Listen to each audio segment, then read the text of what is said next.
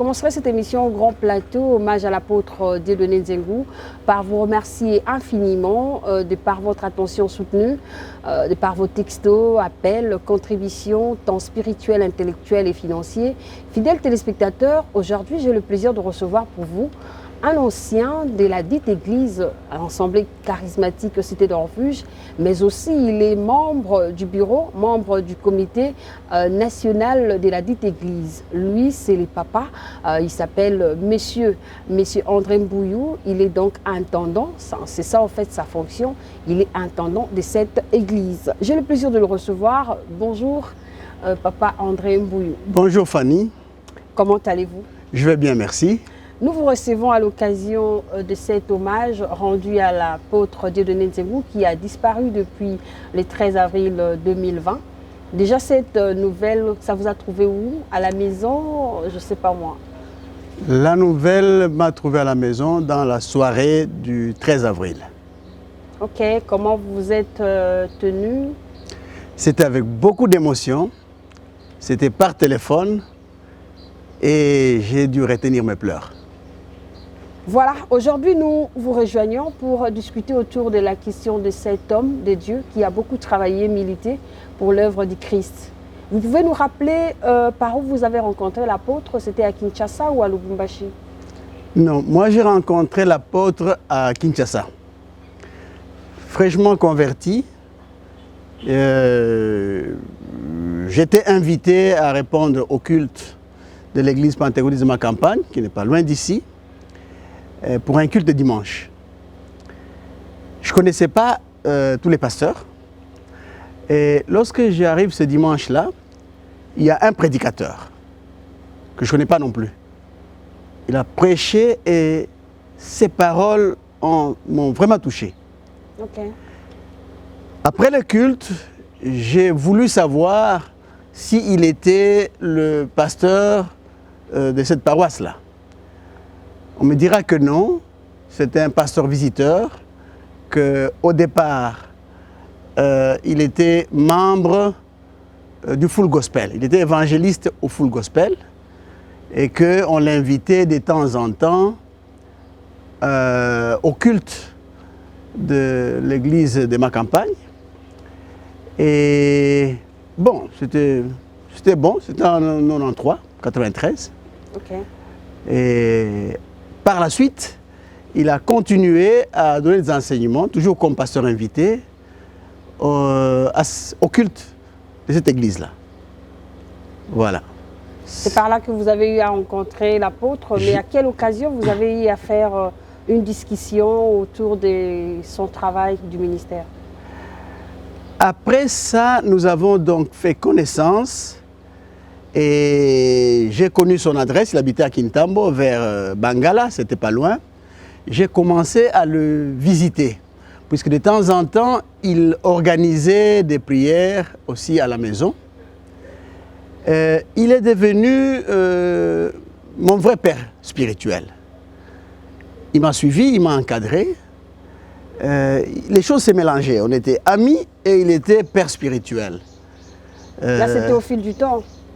Oui, au fil du temps. Ok. Oui. Alors, 2 ans après, soit en 95 ou 93, 95 plutôt, nous avons eu des problèmes, ou il y a eu des problèmes entre les pasteurs dans cette église-là. Et nous avions décidé, moi et mon épouse, de nous retirer de cette assemblée-là. Et on n'avait pas où aller. On a passé quelques semaines et par la suite, des amis à maman nous ont informés qu'ils n'avaient pas non plus trouvé une église, mais ils avaient rencontré l'évangéliste, à ce moment-là on l'appelait comme ça, Dieudonné Nzengu, qui les encadrait sous forme de cellules de prière. Et nous avons donc adhéré à cette cellule de prière. Et ça fait quelques semaines, c'est plus combien, 5, 6 semaines, 8 semaines. Après, on a trouvé, sur l'avenue Loadi, à 6, on a trouvé une parcelle avec un tout petit hangar. Et on a commencé l'église dans cette parcelle-là. Ok. C'est à ce moment-là qu'on deviendra beaucoup plus proche, puisqu'à ce moment-là, il deviendra mon pasteur. Et nous avons évolué comme ça, dans cette parcelle sans construction. Nous avons monté une église en bâche des réfugiés, des bâches UNHCR, il y en avait beaucoup à l'époque. On a évolué sous ces bâches-là. En tant qu'église, c'était vraiment inconfortable pour moi, je crois pour beaucoup aussi, de se retrouver... Vous devez quand même nous passer la raison de vos arguments de tout à l'heure. Par rapport à quoi? Par rapport au lieu? Parce qu'il y a beaucoup de personnes qui ont parlé de ça, que ce n'était pas vraiment appréciable. On peut avoir l'exactitude de votre côté aussi? Bon, je suis un homme comme tous les autres. Je revenais, en fait, au départ, je suis baptisé catholique. Ma famille est foncièrement catholique. J'ai évolué donc dans l'église catholique. Je me reconvertis au pentecôtisme. Et nous avons un beau temple à ma campagne, ce qui était très convenable. Et tout d'un coup, je me trouve à Kintambo sous les bâches. C'était assez compliqué. Bon, mais j'accepte parce que la parole qui était dite sous ces bâches-là, elle était profonde. Elle était d'une très grande profondeur et d'importance. Intéressant. C'est ainsi que j'ai persisté à demeurer sous ces bâches-là. Donc bon, cadre dans une grande entreprise, j'avais ma voiture, vous parquez la voiture, bon, et puis vous entrez dans les bâches. Ça faisait un peu désordre. Hein? Ok, voilà. Mais pour Christ, ce n'était pas impossible d'y accéder. Justement, c'est pour Christ que j'étais là. J'avais oublié les bâches. Et je m'étais accommodé sous ces bâches à cause de mon salut. Et à cause de la valeur de la parole que je recevais en ces lieux-là. Beaucoup de personnes disent autour toujours de ces plateaux, sur ces grands plateaux, que l'apôtre Dieudonné Nzengu avait vraiment une grâce sur la prédication. Et en vous entendre parler, c'est aussi un argument que vous soulevez. Parlez-nous particulièrement de votre part sur ce point. Bon, c'est avec beaucoup d'émotion que je parle de cet homme. Il avait un niveau de l'enseignement. D'abord, je ne crois pas me tromper. Dieudonné Nzengu était plus un enseignant, un docteur de la parole. Il abordait des sujets très profonds, où il n'y avait pas d'exhibitionnisme, où il n'y avait pas du sensationnel, mais la parole. Ce n'est pas un pasteur du type, voilà, venez chez moi, vous allez avoir votre visa, vous allez en Europe, vous allez avoir une promotion. Non. Il prêchait Christ. Et Dieudonné Nzengu avait des sujets qu'on n'entendait pas toujours, ou pas souvent chez d'autres pasteurs. Il ne cherchait pas à plaire. Il parlait de la repentance et il parlait du Christ. Il avait un message du royaume. Il voyait le royaume. Il ne voyait pas notre vie terrestre. Okay. Dieu merci, moi, au travers la parole du royaume, j'ai connu Nzengu comme un pasteur, je peux peut-être revenir, qui prêchait le royaume et qui prêchait Christ. Il ne voulait pas nous plaire. Nzengu cherchait le salut des hommes et non la vie terrestre.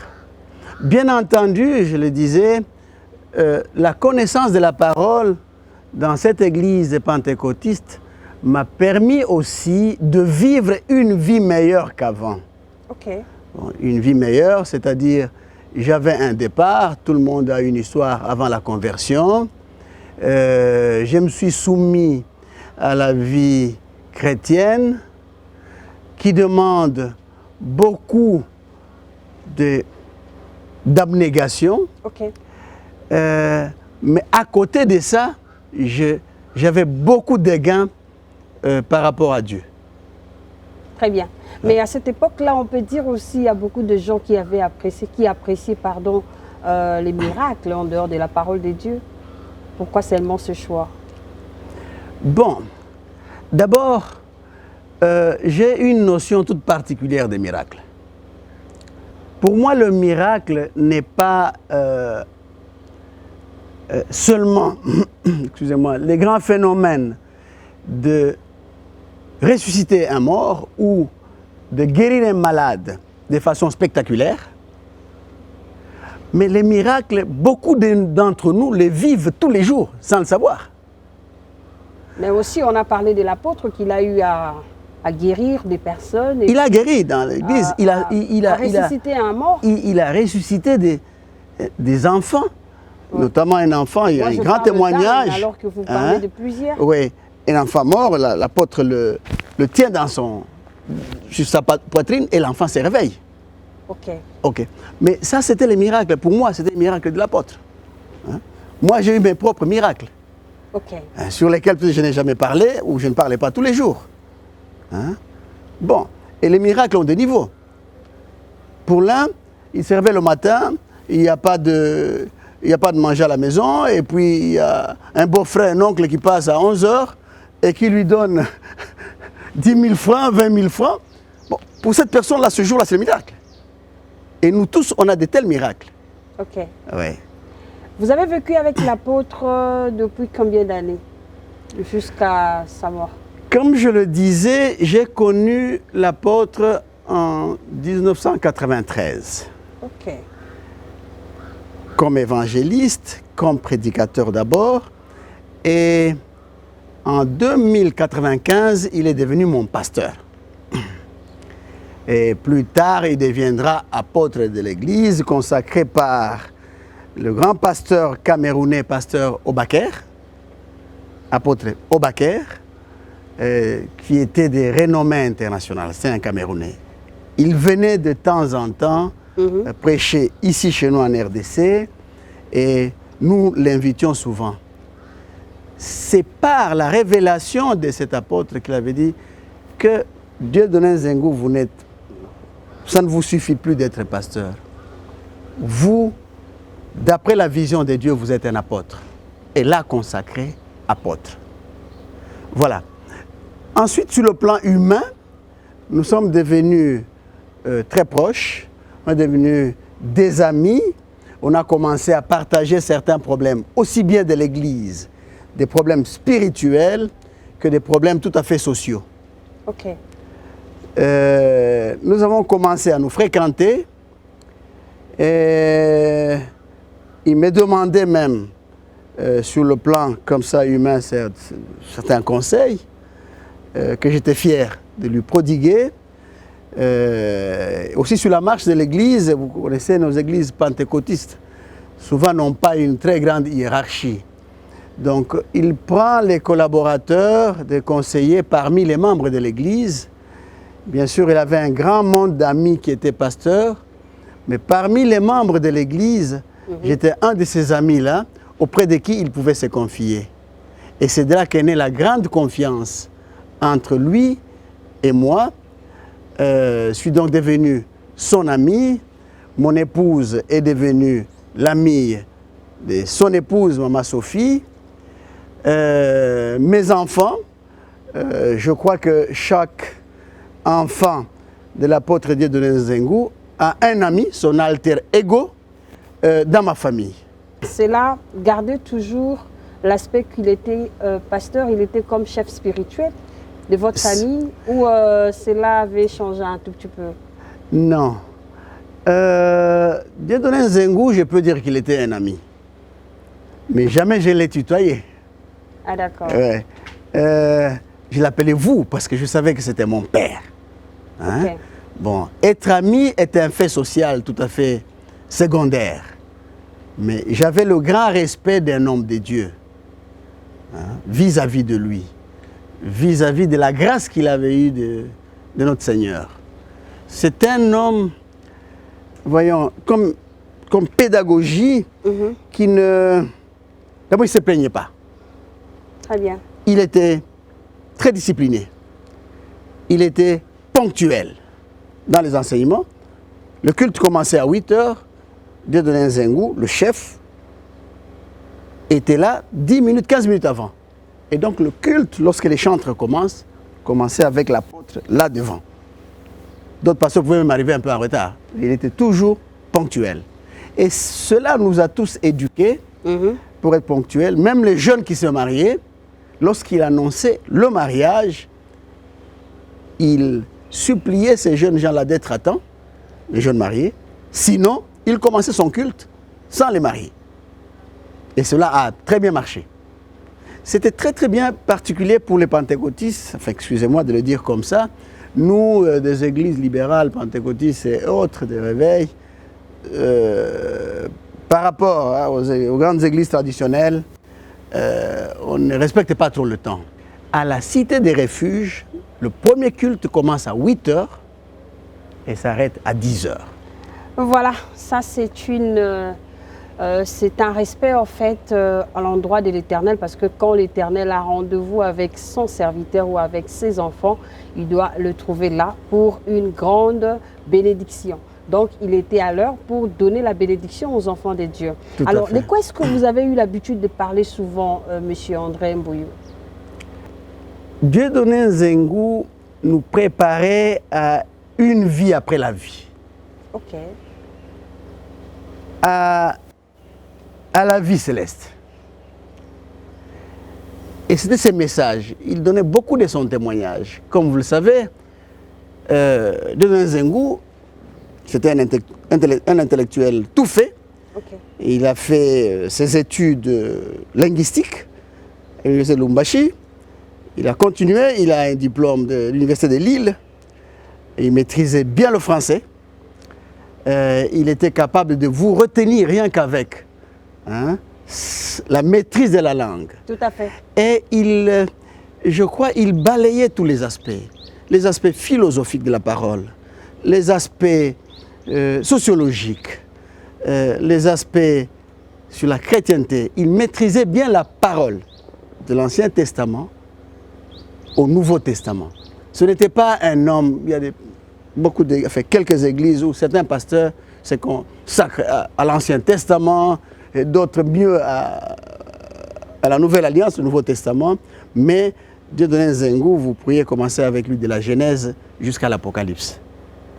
Il a donné toute sa vie à l'Éternel, je ne vous arrache pas la parole. Donc, c'est un homme de Dieu qui a abandonné, n'est-ce pas, les résultats de ses études pour suivre l'Éternel avec des yeux fermés. Mais aujourd'hui, il est un papa pour plusieurs, raison pour laquelle nous l'offrons cette émission Grand Plateau. Alors, je reviens à vous pour essayer un peu de discuter sur la discussion que vous avez eu à faire avec lui avant sa mort. Est-ce que vous avez eu cette chance-là de discuter avec lui avant sa mort par téléphone? Non, juste devant sa mort, non. Mais Dieudonné Nzengu, installé aux États-Unis, vous savez, depuis 2013, revenait revoir son église de base à Kinshasa et dans d'autres provinces comme le Katanga, comme le Kasaï, 3-4 fois l'an. Et il nous exhortait sur la fidélité à Dieu et à l'Église. Et dans les derniers mots d'Nzengu, on avait même l'impression que même ses prédications, il préparait son départ. C'était assez profond. Ces dernières prédications, elles étaient assez courtes. Parce que depuis décembre 2019, on sentait que le pasteur avait pris un petit coup d'âge. Okay. Et il était un peu affecté par la santé. Et il nous parlait sous forme de paraboles de sa fin. Et nous exhortait à demeurer dans l'Église. Voilà, ça c'était les dernières paroles qu'il nous disait. Voilà, vous êtes également membre du comité national dans la grande assemblée charismatique Cité de Refuge. C'était à quelle occasion où on vous a donné ces attributions? J'ai grandi dans l'église en tant que membre de l'église, fidèle tout court. Et au fil des années, comme je le disais, l'apôtre a commencé, enfin on s'est vraiment approché. Et il a commencé à me consulter. Et je crois en 2004-2005,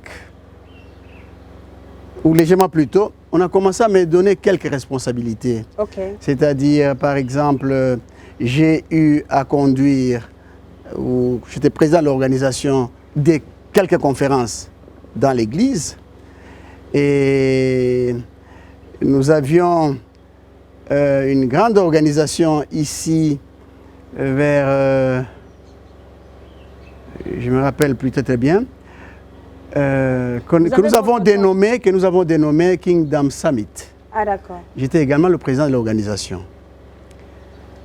Mais je n'avais pas de rôle particulier dans l'église. Ah d'accord. Outre ces responsabilités ponctuelles, c'est seulement en 2015 que j'ai été consacré ancien. Intéressant. Fidèles téléspectateurs, c'est avec plaisir que je reçois pour vous M. André Mbouyou. C'est un ancien de la grande communauté charismatique Cité de Refuge, mais aussi il est dans l'organisation. Nous allons vous proposer ces images. Il a eu organisé en fait le 20e anniversaire de la grande communauté charismatique Cité de Refuge. C'était du waouh. Suivez à tout à l'heure.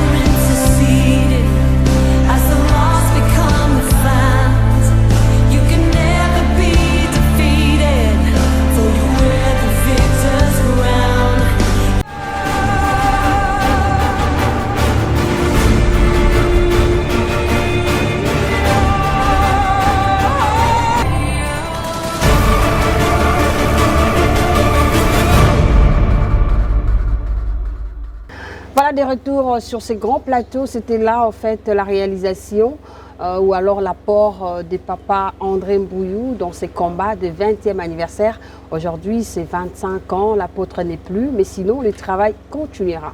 Je reviens à vous, appréciez quand même ce qu'on vient de suivre avec vous par rapport à l'organisation que vous avez eu à mettre du doigt.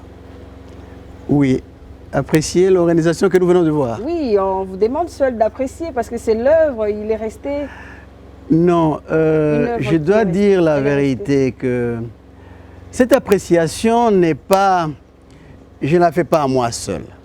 J'ai travaillé avec des équipes, des frères, des sœurs, qui m'ont vraiment soutenu pour qu'on ait le succès qu'on a eu comme celui de 2015. Nous étions environ une dizaine avec des frères, la plupart plus jeunes que moi, avec des sœurs. Mais quelques éléments que je retiens, c'était par exemple, on a fait coïncider ça avec l'inauguration de notre temple. Ok. Au 20e anniversaire. Comprenez donc que nous avons mis 20 ans pour construire ce temple-là de Kintambo Luadi Assis. J'étais moi-même émotionné. Pourquoi? D'abord, sur le plan du temple, il y a un frère qui a travaillé l'architecture. Le frère Jean-Pi.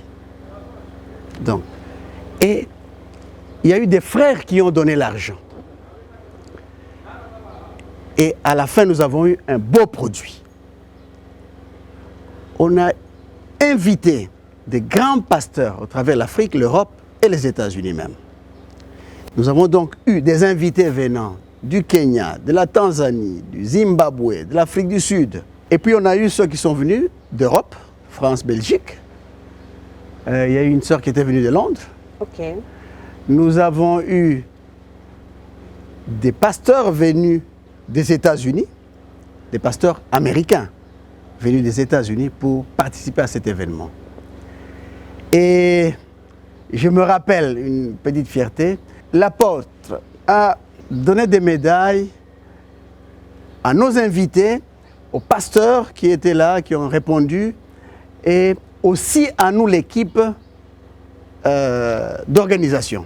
Ah d'accord, là c'était une surprise. Mais Vous bien avez sûr. caché la chose Non, nous ne savions pas qu'il y avait... L'apôtre avait lui-même commandé des médailles, sans que vous le sachiez. sans que nous on les sache. Ok. Et il nous a honorés avec ces médailles. Et en dernier lieu, c'est à moi qu'on a demandé que je donne la médaille à l'apôtre. Ça, je n'oublierai pas. Et c'est une fierté pour vous, c'est une Personnel. fierté pour lui, bien sûr. Ouais. Mais qu'est-ce qu'il vous avait dit après tout ça? Le courage que vous avez eu de pouvoir lui couronner? Oui, le bon travail effectué, pas seulement à moi, hein, à l'équipe. Ok. À l'équipe des frères et sœurs et à moi qui avait pris la présidence de cette organisation. C'est également au cours de cette célébration que j'ai été consacré ancien dans l'Église. Très intéressant. Alors on avance, faisant une étude comparative par rapport à l'organisation de l'Église. Oui. Est-ce, vous les sentez dans les églises des réveils, la manière dont l'apôtre travaillait pour Christ avec les enfants de Dieu que Dieu lui avait accordés en ces temps? Je ne parlerai pas directement de l'église Cité des Refuges. Je vais d'abord dire que l'apôtre, avant de venir à la Cité des Refuges, a travaillé d'abord à Lubumbashi. Ensuite, ici à Kinshasa, dans plusieurs organisations, c'est-à-dire au Full Gospel. Il a travaillé avec l'église pentecôtiste de ma campagne. Il avait créé une école pastorale. Ok. J'ai suivi les cours là-bas de la pastorale. Je ne suis pas encore devenu pasteur. Ok, merci pour la franchise. Alors, Ok. vous voyez toutes ces œuvres-là. Au travers de ça, il a donc eu beaucoup de fils qu'il a encadrés. Lesquels fils aujourd'hui sont devenus pasteurs. Et pourquoi vous ne l'êtes pas? Bon, ça c'est moi et Dieu. Je crois que je répondrai à un appel. Je ne me ferai pas pasteur. Je ne me ferai pas nommer pasteur. Ok, c'est une question à vous d'éclairer, il n'y a pas de problème. Oui, c'est ça. Hein, bon, il y en a qui se réveillent et puis ils disent, on a commis pasteur. Hein, bon, c'est bon. Mais je crois que pour être pasteur, d'abord, je respecte les pasteurs.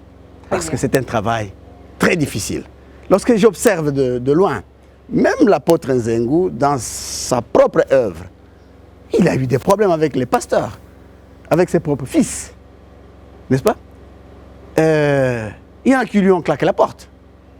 Bon, motivation, on n'entre pas dans les détails. Bon, puisque c'était aussi... C'est pas aussi facile. Oui, c'était aussi un homme qui n'était pas complaisant. Okay. Ou vous êtes avec lui, ou vous suivez la parole, ou alors vous faites vos théâtres et vous pouvez aller les faire ailleurs. Bon, il y en a aussi qui ont eu un appel d'aller ailleurs. Si quelqu'un est pasteur à la Cité des Refuges, il vous dit demain que j'ai eu un appel, je travaille avec des pasteurs français, je vais aller maintenant travailler en France, ça lui regarde. C'est lui et Dieu. Bon, un va vous dire, ça on a eu, bon, moi Dieu a fait un appel, je vais travailler en Banzangungu. C'est un appel. Hein, je vais travailler à Masimanimba. C'est un appel. Aujourd'hui, l'apôtre n'est plus. Il a laissé des empreintes indélébiles. Oui. On reconnaît une grande personne après sa mort. Oui. Tous les témoignages que vous recueillez après sa mort, comment ça vous fait? Ça vous apprend quelque chose? Qu'est-ce qui, en fait, qu'est-ce que vous prenez comme élément important à tirer parmi tout ce que vous attendez de lui? Les uns disent, souvent on reconnaît la valeur de quelqu'un lorsqu'on l'a perdu. Il y en a qui ont eu des parents, tous les jours on rigole avec des parents qui ont eu des amis, qui ont eu des pasteurs chefs. C'est lorsque cette personne disparaît que vous imaginez la grandeur de la personne, que vous imaginez ce que la personne a été pour vous. C'est ça la mesure, c'est ça la mesure que je donnerai à cette considération-là. Et tous ceux que je rencontre, pour répondre à votre question, reconnaissent après sa mort maintenant, c'est que Nzengu a été pour eux et pour l'Église. Aujourd'hui, l'Église Cité des Refuges, je ne dis pas Cité des Refuges Kintambo, je parle des autres paroisses. Kinshasa a 8 paroisses, Cité des Refuges. Lubumbashi en a 5 ou 6. Le Kassai, pas seulement Bujimaï, mais le Kassai a 5 ou 6 aussi. Nous avons une extension à Masimanimba. Nous avons une extension en Bandaka, avec le pasteur Médard. Donc, tout ça fait partie de l'œuvre de Nzengu. Et nous avons une église à Dallas, aux États-Unis, là où il est allé s'installer. Et après une invitation de l'organisation Kingdom Summit, qui l'ayant découvert ici, lors de la conférence, l'a nommé comme vice-président de l'organisation internationale des pasteurs dénommée Kingdom Summit. Lui a demandé, a prié que Dieudonné Nzengu aille s'installer au siège de l'organisation, donc aux États-Unis. Mais vous connaissez l'Amérique, comment l'Amérique est compliquée. On a demandé à Nzengu de rentrer à l'école théologique pastorale, de faire un diplôme de doctorat en théologie, avant d'immigrer aux États-Unis et devenir pasteur aux États-Unis. Ce n'est pas n'importe qui quitte chez nous. Il n'avait pas refusé non plus. Il n'avait pas refusé, il a effectué ça en 2 temps, il a fait 2 voyages. Et après, il a eu son diplôme des États-Unis, la pastorale, et c'est seulement en 2013 qu'il est allé s'installer aux États-Unis. Pas comme un immigrant comme tous les autres. Il n'a pas fait la dévéloterie. Il a obtenu tous ses papiers, femmes et enfants, encore mineurs, sont partis dans le même avion pour s'installer aux États-Unis comme pasteur. Très bien. Nous entrons maintenant dans l'organisation. Vous présidez l'organisation des obsèques de l'apôtre Dieudonné Nzengu, le baobab qui est tombé. La cité de refuge pleure jusqu'à maintenant son représentant, qui est donc l'apôtre Dieudonné Nzengu.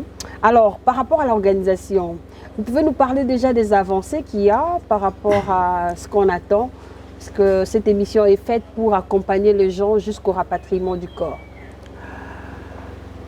Oui, Fanny, c'est encore une tâche qui n'est pas facile. D'abord, il m'avait fallu, lorsque le pasteur chef de notre église, pasteur Kabala Claude, nous a demandé ensemble avec la famille, représentée ici par le pasteur Dieu merci Mutombo, m'ont demandé de conduire ce que nous appelons les funérailles de l'apôtre, puisque nous avons fait conserver son corps à la morgue aux États-Unis en attendant le déconfinement. Nous avons demandé et payé pour que ce corps soit conservé pendant 3 mois, estimant qu'après 3 mois, on allait déconfiner. Nous sommes donc vers la fin du mois de juillet. En ce moment-là, nous faisons quoi? Nous disons, OK, on va faire venir le corps. On commence la démarche par le départ. Donc, son corps doit quitter Dallas pour l'aéroport d'Ndjili. Il passe par où? Avant d'entrer dans l'itinéraire, nous aimerions quand même éclairer, parce que vous êtes dans l'organisation, vous êtes mieux placé à répondre à la population congolaise aussi, aux fidèles des différentes églises et de la cité de refuge. Pourquoi le rapatriement du corps? Ne pouvons-nous pas laisser l'apôtre calmement aux États-Unis, parce que c'est là où il a continué et fini la mission du Seigneur? Intéressant. Merci. Bon. Je vais me remettre dans la peau de tout homme. Et puis d'un ancien. Oui. Si vous voulez. Merci. Mais avant tout, de tout humain. Ok. Je vous ai dit que l'apôtre est décédé à l'âge de 64 ans. Dans 7 ans, les derniers 7 ans, il les a passés aux États-Unis. Il a vécu aux États-Unis avec les plus jeunes de ses enfants. La grande partie de la vie de l'apôtre, c'était ici. L'implantation de ses œuvres, c'était ici. Lorsque nous perdons l'apôtre, la famille des enfants de Dieu d'Nzengu, elle est ici. Elle est beaucoup plus ici qu'à Dallas. Donc, c'est notre papa qui est mort. Il est mort loin du pays. On rapatrie son corps pour être enterré dans son pays d'origine, même s'il avait déjà tous les papiers là-bas. Je ne sais pas quelle nationalité là, mais je crois qu'il est resté congolais puisqu'il y tenait. Le premier besoin, c'est d'enterrer notre père. Chez nous, il y a même une personne qui nous a appelé, qui suivait cette émission. Merci beaucoup pour votre question. Il a posé la question en disant, pourquoi ne pas amener les cendres? Je crois que vous et moi, nous lisons la même Bible. Oui. Et nous connaissons les justes de chaque doctrine, okay, n'est-ce pas? Les chrétiens, généralement, je ne sais pas si maintenant ils commencent à incinérer les corps. Ah. Donc, ce n'est pas passé par nos têtes que de l'incinérer. On va l'enterrer, comme on nous enterre. Ce n'est pas aussi son avis, on peut dire, non. Ça comme ça. Vers la fin, comme je vous ai dit, de temps en temps, il s'oubliait. Il prêchait parfois.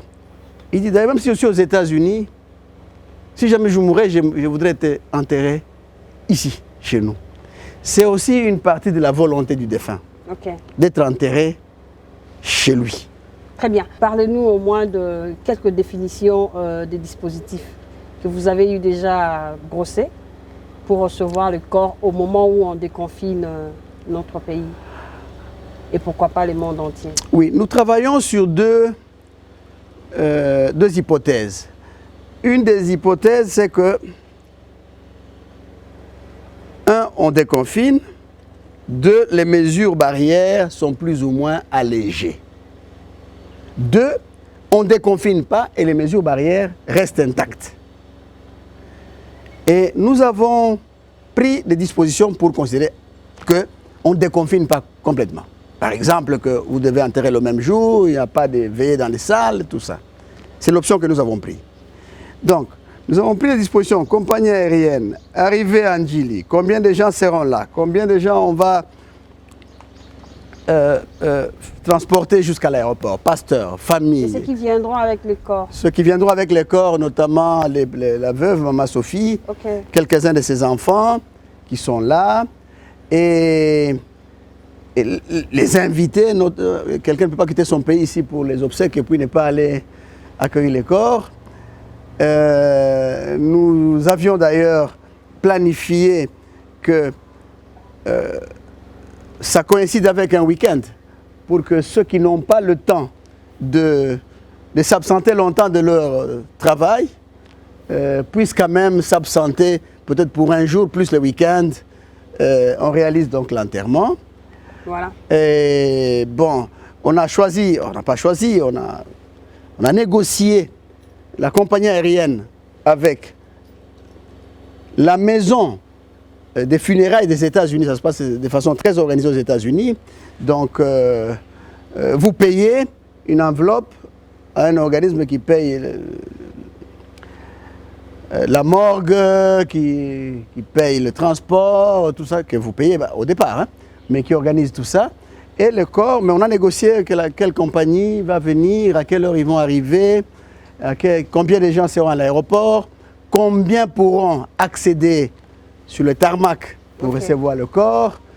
Et on a tracé un itinéraire, hein, de l'aéroport à la morgue, de la morgue. Normalement, on va faire cette nuit-là un culte, hein, à l'église, si la possibilité nous sera accordée, mais nous respecterons les mesures de l'État à 100%. Merci beaucoup, c'est notre émission Grand Plateau. Nous avons reçu pour vous monsieur André Mbouyou. Monsieur André Mbouyou, c'est un ancien de l'Assemblée Cité de Refuge de Kintambo, bien sûr. Mais avant de terminer, nous aimerions quand même savoir l'impact de votre attachement au niveau de la Cité de Refuge. Qu'est-ce que ça vous a apporté? Parce que jusqu'à nos jours, vous œuvrez à la Cité de Refuge. L'impact. Oui. C'est que j'ai connu la parole à la Cité des Refuges. J'ai grandi dans la Cité des Refuges. Juste un petit exemple. Je vous ai dit qu'on a commencé sous les tentes. Et par plusieurs appels, nous avons construit l'église. Je dis bien nous. Parce que il y avait des appels, pour acheter la parcelle. Donc on a fini par acheter la parcelle. Il y avait des appels pour construire le temple lui-même. On a mis la fondation, des appels pour élever les murs, des appels pour achever et décorer l'église. Je disais que ça a duré 20 ans. Et personnellement, ça, c'était un témoignage personnel, moi maintenant, vis-à-vis de l'église et de l'apôtre de Nzengou. Chaque fois qu'il y avait appel à l'église, chaque fois, je connaissais une promotion professionnelle. Intéressant. Ouais. Chaque fois que je m'engageais pour une souscription à l'église, chaque fois, j'attrapais une mission pour aller à l'extérieur du pays. Et vous savez que nous, les fonctionnaires, hein, on vit du salaire. Et lorsque vous avez une mission, vous faites le maximum pour épargner le surplus et revenir avec ici. Ok. Donc, ces deux phénomènes-là, de grandir dans l'église spirituellement, mais aussi de grandir matériellement, de chef de bureau, chef de service que j'étais, je suis devenu directeur. Et plus tard, bien sûr, là, l'église était déjà, n'était même pas encore achevée, mais plus tard, je suis devenu directeur général. Bon, là où j'étais. Beaucoup ne le savent pas. Mais moi, lorsque je regarde ce temple-là, cette église, je retrouve ma vie. Vous retrouvez votre vraie valeur. Et d'autres valeurs également, voilà, que j'attribue en Nzengou. Je ne passe pas mon temps à parler des sorciers, moi. Puisque Nzengou ne passait pas son temps à parler, à craindre les sorciers, à trembloter devant chaque occultiste et tout ça. Non, il les prenait vraiment à leur juste titre. Et lui était au-dessus. Ok. Parce que le roi des rois, c'est avec lui qu'il travaillait. Yes. Juste une illustration. Ok. Nzengou cherche une maison à louer. Vous connaissez combien c'est difficile à Kinshasa. Nzengu, on vient lui dire, on a trouvé une maison, mais c'est une maison, une très belle maison, mais infréquentable. Et elle est vide. Parce qu'elle est hantée. Elle a des mauvais esprits. Ok. Donc, on va continuer à chercher. Et là, vous cherchez à lui découvrir. Oui. On y va. Alors, Nzengu dit, non, non, moi je vais voir cette maison-là. Il dit, non, non, non, non, apôtre, on n'est pas venu vous le dire pour ça. C'est pas une bonne maison. Il dit, non, allons voir la maison. Nzengu a été voir la maison, il a été voir le propriétaire. La maison était vide, bien sûr. Le propriétaire lui a montré la maison, qui était restée quelque temps inhabitée. Il a pris femme et enfant, il a aménagé dans cette maison, entre guillemets, hantée. Quel risque.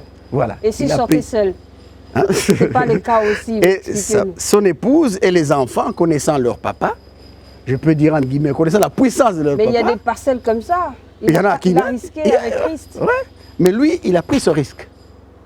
Vous savez les petits détails? C'est que le fils au papa, là, le propriétaire, lorsqu'il venait collecter le loyer, il toquait à la barrière, donc au portail, et il se mettait derrière le portail. Oh. Maman, Sophie l'appelle, viens prendre l'argent. Il dit non, non, non, non. Moi je reste ici. Le fils du propriétaire de la maison hantée, même habité, n'osait pas approcher la porte de leur propre maison. Et on lui amenait l'argent, on lui donnait une chaise à la porte. Et il s'assoyait là-bas, on allait prendre une enveloppe, on marchait dans la parcelle et on remettait au jeune homme. Lui a habité là-bas avec toute sa famille. Entrés vivants, ils sont sortis de cette maison-là, vivants. Ils n'ont rien perdu, ils n'ont pas perdu même un enfant. Voilà un homme de Dieu. Que Dieu soit loué. Hein? L'Éternel dit que nous ne sommes pas de ces mondes. Exactement, le témoignage de l'apôtre le confirme. Nous sommes arrivés à la fin de cette émission Grand Plateau qui vous reçoit. Mais sinon, vous vous adressez, vous regardez la caméra, oui. Adressez-vous à la cité de refuge, surtout pour l'organisation des obsèques. Et si vous avez un message de surplus, vous pouvez le faire. Oui, d'abord, je commencerai par dire que je parle d'un homme, Dieudonné Nzengu Sapou, que tout le monde connaît et a connu à la cité des refuges. Je veux dire, a connu la grandeur de cet homme. Alors, si je dois m'adresser au peuple de Dieu, de Kintambo, des églises de Kinshasa et d'ailleurs, c'est que si nous voulons faire honneur à Dieudonné Nzengu, c'est de continuer son message. Si nous voulons faire honneur à Dieudonné Nzengu, c'est rester soudés. Si nous voulons faire honneur à Dieudonné Nzengu, c'est de continuer son œuvre. Et pour continuer son œuvre, nous devons rester unis. Nzengu risque de pleurer là où il est allé si il nous voit éparpillés après sa mort. L'honneur que nous allons faire, c'est le grand message que j'adresserai au peuple de Dieu, et de penser chacun à ce qui le concerne, de faire ce qui lui revient pour offrir à ce grand homme, excuse-moi, des funérailles à sa taille. Merci beaucoup en tout cas pour cette opportunité qu'on a eue avec vous pour cet entretien. Je vous remercie infiniment. Je crois qu'on est là pour suivre à la loupe l'organisation des obsèques de ces grands messieurs, ces grands papas qui a milité pour l'œuvre du Christ, l'apôtre Dieudonné Nzengu. N'oubliez pas, nous allons vous laisser un petit moment de cocher vos impressions par rapport à notre livre de condoléances. Fidèles téléspectateurs, j'avais reçu pour vous un ancien membre du comité national de l'Assemblée charismatique Cité de Refuge. Il a beaucoup milité pour cette œuvre. Nous avons remarqué l'organisation de la dite église. Nous disons grand merci à l'Éternel de nous avoir envoyé son serviteur. Il est parti, mais il a laissé un combat que nous allons continuer. Je vous remercie infiniment. On se retrouve prochainement. Au revoir.